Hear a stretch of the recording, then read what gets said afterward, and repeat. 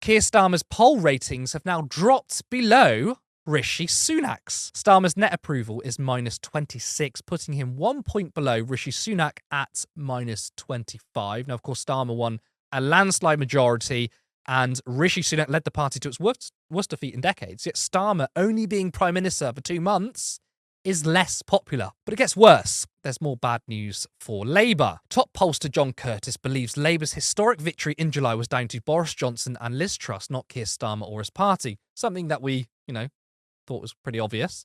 According to the political scientist and professor, Starmer's win was mainly because of the damaging legacy left behind by 2 of his predecessors. A series of unflattering polls have added insult to injury for the PM. Savanta found that 48% of Labour voters would consider voting for other parties if there was an election tomorrow. Meanwhile, More in Common found 1 in 5 Labour voters, which is 70%, regret their decision to support the party.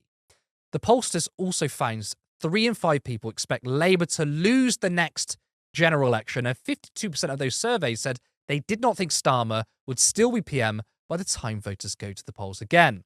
More in Common concluded that Labour could lose its whopping 167-seat majority at the next election without losing a single vote from the public if those on the right managed to group behind one party together. That would leave the Tories on 293 seats and Labour on 273, according to the researchers. More in Common's Luke Trill said, "Our analysis suggests a modest growth in their vote share to 36% is the magic number that would allow the party to see off a threat from a united right." Now, that's pretty astonishing. Nearly half of those who polled, who voted Labour, said they would consider voting for another party after just voting for them 2 months ago. Helena, this must be the worst start to a government maybe ever. I mean, can you recall a time when a Prime Minister and a government was so unpopular after 2 months in office? I mean, I think you're right. I can't remember a time, especially in my lifetime, that an administration has been so hated so quickly.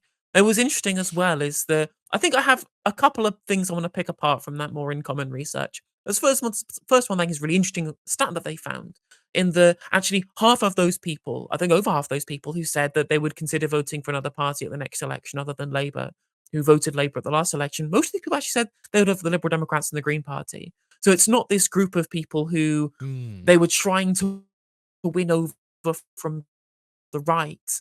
They were trying to win over Conservative to Labour switchers who are going back. This is people who backed them as part of a progressive alliance type tactical voting platform to get rid of the Tories, and that's exactly not what they got. And obviously, we won them. We all won them here on the left in the run up to the election. We kept telling them like, no, no, no, they're not a progressive party. They're clearly not progressive. None of their platform stands for progressivism. If you vote for it, you're going to get right wing neoliberal politics, and that's what they've gotten. You got what you wanted at the end of the day, but hopefully they'll be able to see the error of their ways and move over, just like a bunch of other people who backed them have been critical of them since they've been elected. The second point, though, I think is interesting, where Luke Shaw said, oh, there can be some kind of united right to take on the Labour Party. This isn't happening. Reform UK's base, only just over a third of them are people who say their second choice would be the Conservative Party. Reform UK's base, a lot of this is in the north of England. Now, I think that might dissipate if they actually bothered looking at the kind of things Reform UK talk about, like, I don't know, supporting Margaret Thatcher when that's who destroyed northern communities, and why Reform poll better than the Tories, because they don't have all of the baggage that comes from being linked to the destruction of working communities in the north of England. But that a similar amount of Reform UK backers say their second choice would be the Labour Party. This is shown from the kind of preferences that Reform UK voters have shown in Holyrood by-elections. Though there's a very small sample size, but I'm going from the stats we have in the round from polls from existing elections that we've seen, and Reform UK, again, around about even between second place Labour, second place Tory.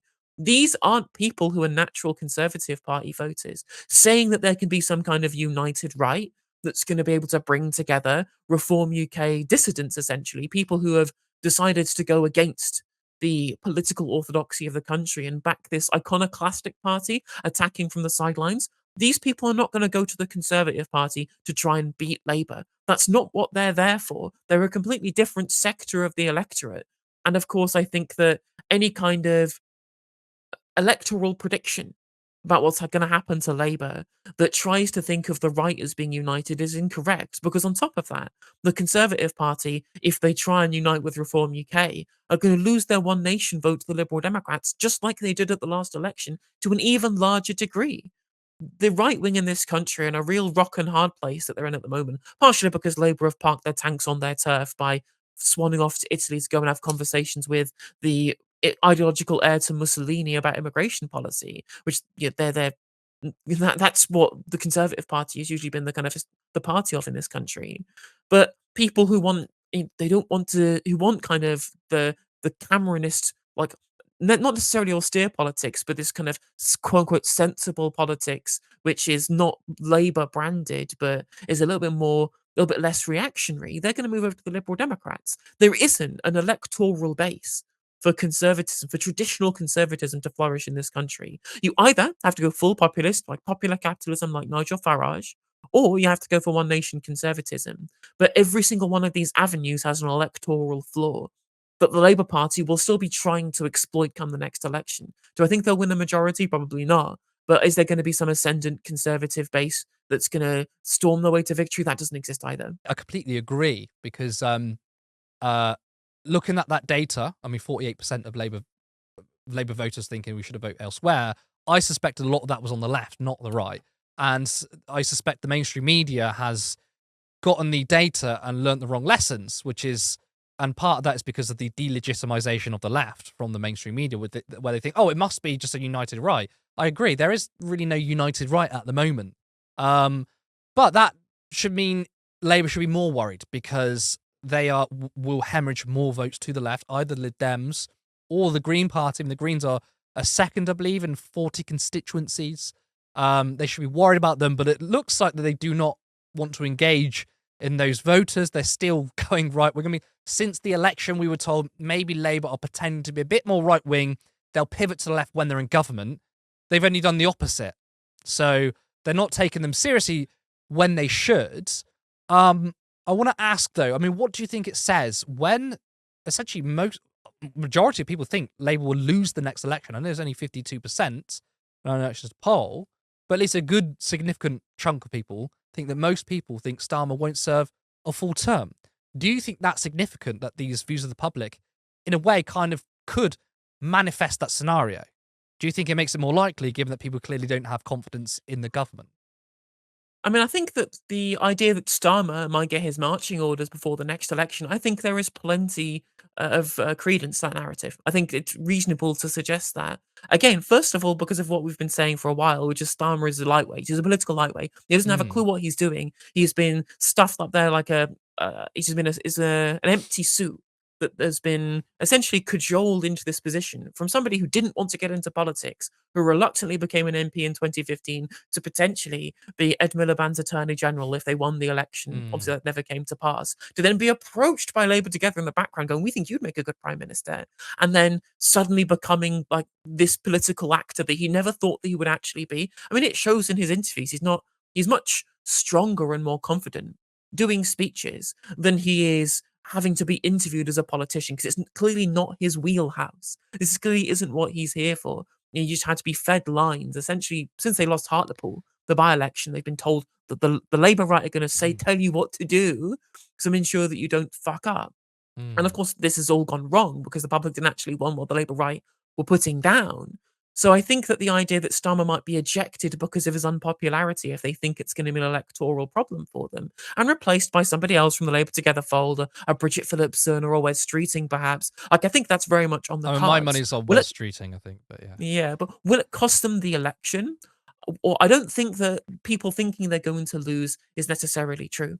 I don't think people really understand how balkanized our electorate is. And whilst Labour have been very good at spreading their vote in the places that's necessary, everywhere else, apart from the Tories who seem to have lost out everywhere, Reform UK focusing on the north, focusing on uh, coastal communities, Greens heavily focusing on inner city, urban communities, diverse communities, clearly where the Corbyn alliance is going to be kind of casting their eyes towards as well. Hopefully, there can be something tactical between those, something strategic between those two electoral wings. And the Liberal Democrats have been targeting the southwest.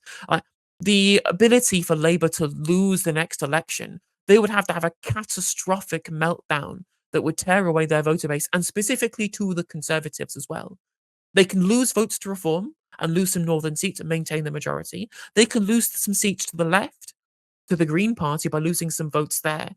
But they have to specifically lose votes to the Conservatives in all of these marginal seats where the Conservatives are the biggest of a kind of Mm. mixed opposition. And Which this is isn't probably happening. the That's not least going to happen. likely. Yes, it's the least Yeah. likely scenario. Definitely lose votes to the left. Definitely lose votes to Reform. But given the catastrophic defeat for the Conservatives, I mean, they're not an electoral vehicle at the moment. So that does seem incredibly unlikely. I absolutely expect Labour to win the next election. Patreon.com/turnleftmedia. Support independent media. Support social justice that's there on social media. Thank you. Turn Left.